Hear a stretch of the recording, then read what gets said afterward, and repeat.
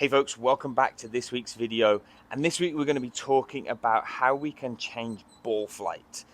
What I mean by ball flight is going to be like apex kind of height, so we can hit low shots, we can hit high shots, and also what's going to be dictated based on draw and fade bias. Okay, before we get into the video, go ahead and like the video, subscribe to the channel. We look forward to obviously bringing you more content, and we love the fact that you're here. So please do go ahead and subscribe. Leave your comments down below. Leave your feedback. We love hearing it, and we're obviously continuing to improve. Better coaching, better delivery for you, the viewer. Obviously, you can then learn more, grow more, and play better golf.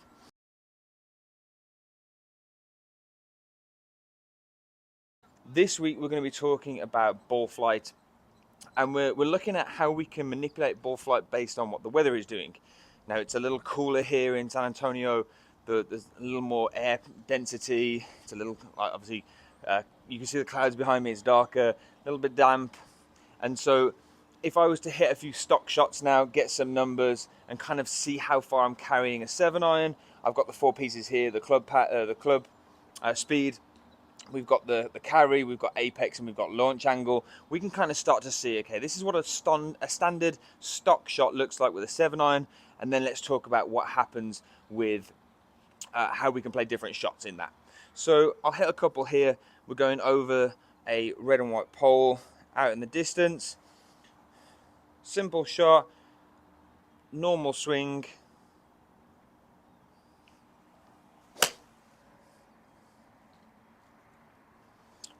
Bit of a fade there. Good strike, just slightly out to the right. We can see here club speed is 87.6, launch angle is 15.9. Is the full swing going to give me the carry and the apex?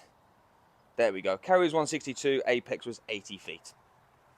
Now I'll just hit another one, just kind of again see some normal numbers. Not really changing anything here, just normal setup.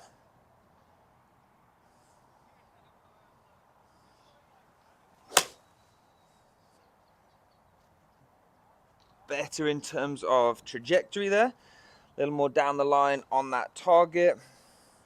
Let's see what we get here. 87.6, 14.6. So I think a little lower. Carry may have been a little further. 165.6, and apex was 76. So relatively consistent, 80 to 76.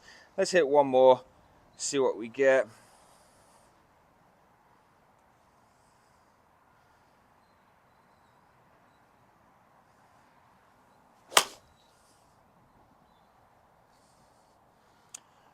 Good, yeah, a little bit of a fade, so it might be slightly higher. 89.7, swing speed's up a little bit there. And we can see the launch angle was 13.5. Again, it faded, so it might have gone a little higher. Oh no, 72 apex, and then 154.8 yardage in terms of the carry. So we can see obviously anywhere from 72 to 80 is kind of our apex.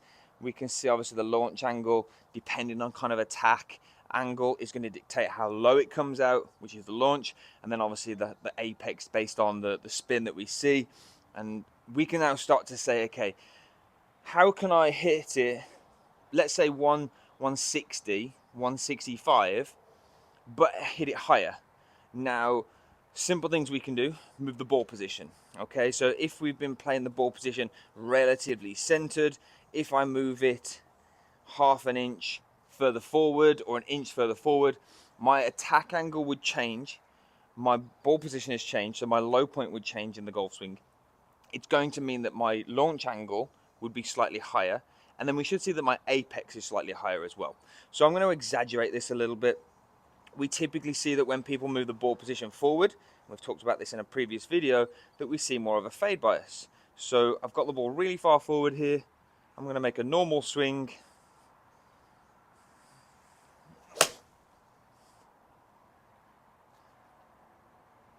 Little bit of a fade, not by much. Swing speed jumped actually quite high. Launch angle 16.1.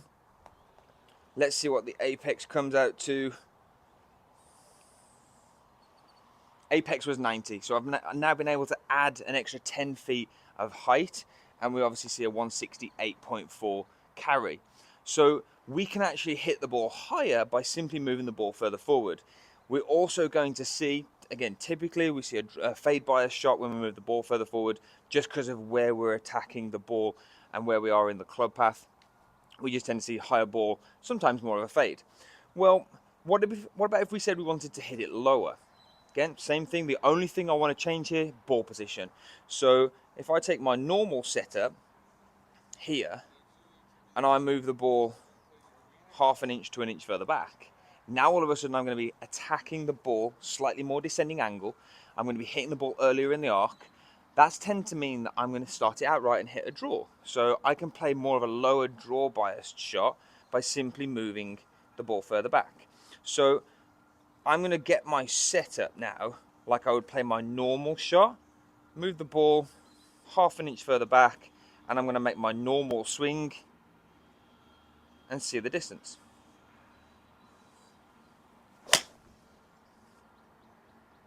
It's a little bit out the toe, just a little bit early in that swing arc.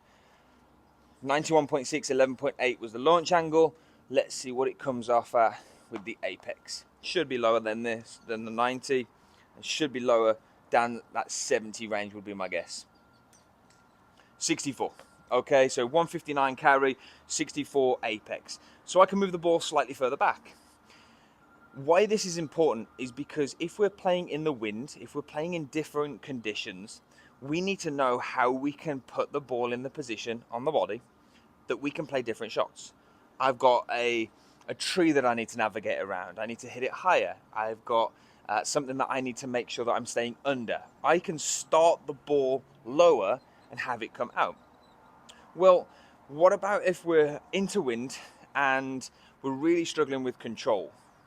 The simple thing that I want to do, take this 7-iron, get rid of it, and I want to switch to a 6-iron. Now what I can do is start saying, okay, I can play a 6-iron from my normal stance, hit the apex, and be able to hit the shot that I need based on the wind. So 6-iron, normal setup, normal swing.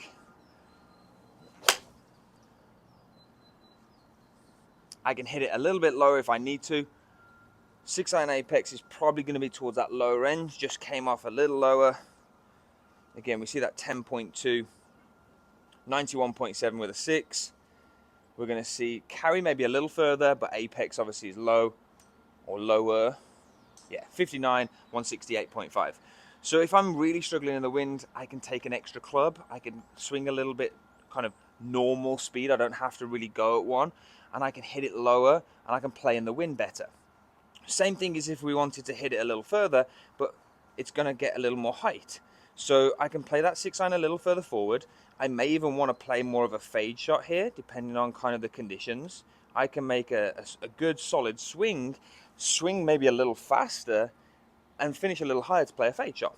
So get myself in position.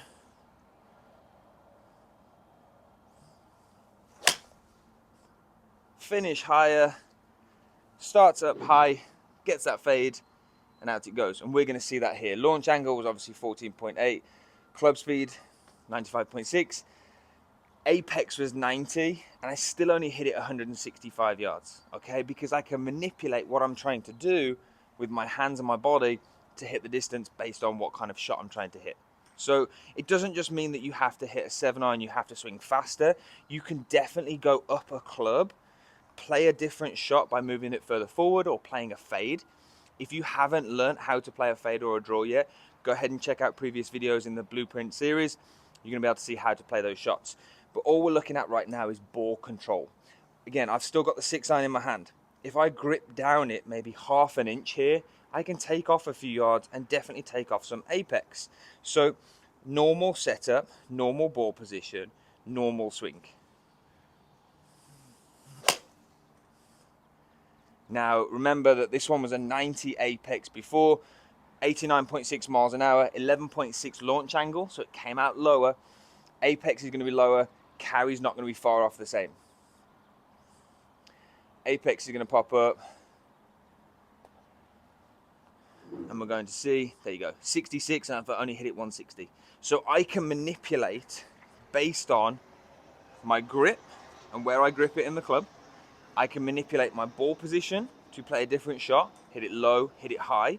I can also change it in terms of what shot shape I want to hit. I want to hit a high fade, I want to hit a high draw. These are all shots that we want to have in our bag. The reason why we want to have them in the bag is because when we get out onto the golf course, and I know we're standing on the driving range right now, but when we get out on the golf course, we might have to navigate a tree or an obstacle or something, trying to get closer to a pin that might be tucked away, and we need to know how to be able to play that shot. So the easiest thing that I would recommend when it comes to practical application, go to the driving range, think of the 9-shot window. You have straight, high, medium, and low. You have fade, which is high, medium, and low, starting left, finishing right.